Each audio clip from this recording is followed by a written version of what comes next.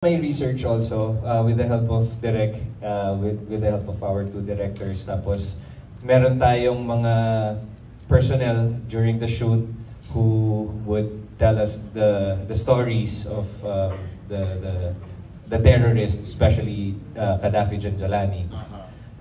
It was really challenging kasi like what you said, it was so different from what I'm doing sa mga teleserye, and I really grabbed this opportunity to portray someone like Gaddafi kasi nga it's different, it's hard, I know it's really out of my box again.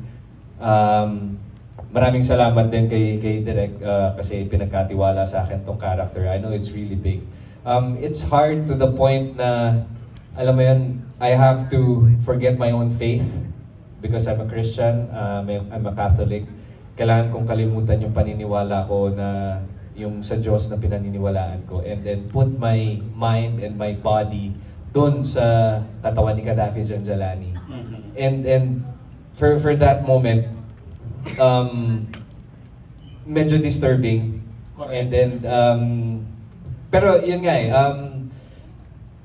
happy ako, and I enjoyed doing it because I know that challenge dito yung commitment ko and yung focus ko as an actor.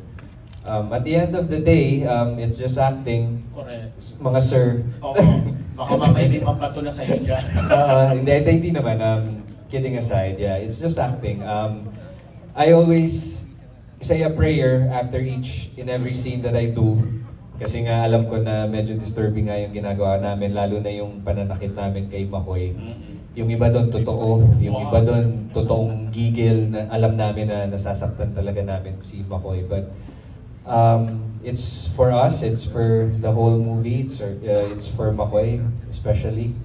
Diba? We wanted to support Makoy as Father Roel Gallardo. And yeah, kailangan lang talaga namin gawin yun. Thank you for that. Makoy, sa dami ng pinagdaan